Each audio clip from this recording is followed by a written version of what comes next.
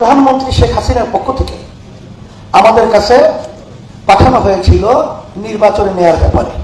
সেখানে প্রধানমন্ত্রীর পক্ষ থেকে যখন আমাকে নিয়ে বসবে তখন আমি শর্ত লাগিয়েছিলাম যে তাদের নির্ধারিত প্রস্তাবিত জায়গায় আমি বসবো না, আমরা যেখানে বলবো সেখানে তাদের বসতে হবে। বাংলাদেশের ভিতরে উল্লেখযোগ্য শিক্ষাপীঠ ভার্সিটি ঢাকা, সেখানে আপনারা দেখেছেন কিছুদিন আগে দাবি ছাত্রদের নির্বাচন হয়েছে। ভিসি কত একটা উঁচু সম্মানিত পদের দায়িত্ব পালন করে, সেখানে একটা ছাত্র একটা সংগঠনের ছাত্র দলের সভাপতি, সেই এত বড় সম্মানিত ব্যক্তির সামনে তার আচরণটা, এটা কি বাংলাদেশের কোনো মানুষ এটাকে গ্রহণ করবে ভালো হিসাবে না খারাপ বলবে?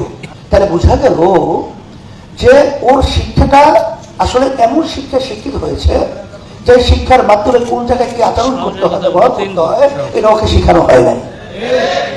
ফ্যাসিস্ট আওয়ামী লীগ সরকার যখন পাতানো নির্বাচন তৈরি করেছিল, তখন প্রধানমন্ত্রী শেখ হাসিনার পক্ষ থেকে আমাদের কাছে পাঠানো হয়েছিল নির্বাচনে নেওয়ার ব্যাপারে।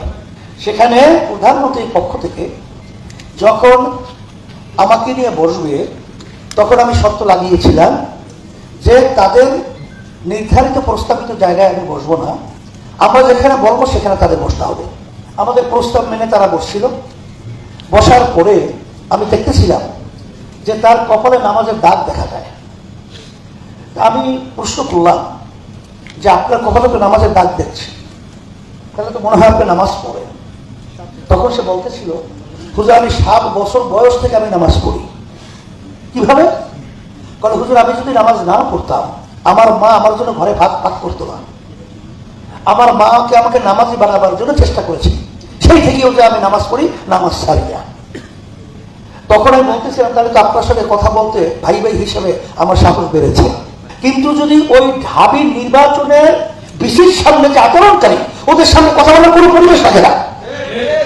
তখন আমি বলতেছিলাম যে আপনারা এই পাতানো নির্বাচনের প্রধানমন্ত্রীর পক্ষ থেকে আসছেন, আমাদেরকে সেখানে ঢুকাবেন, সিট দেবেন এবং এমপি বানাবেন, অনেক কিছু আমাদেরকে অফার দিয়েছেন। এবং সে বলতেছিল যে দায়িত্ব হুজুর আমি নেব, আপনাদের যেখানে যেখানে পদ থাকবে, মানে প্রার্থী থাকবে, তাকে এমপি হিসেবে বানিয়ে নেওয়ার দায়িত্ব আমি নেব। আমি একটা হাস দিয়ে বলছিলাম যে একটা কথা আপনাকে বলি, শোনেন, যে বর্তমান সরকার কোন প্রেসক্রিপশনে চলে, ব্যাখ্যা আমি অত যাব না। আমাদের দেশের প্রেসক্রিপশন না, এই প্রেসক্রিপশন অন্য জায়গায় হয়, এখানে বাস্তবায়ন হয়।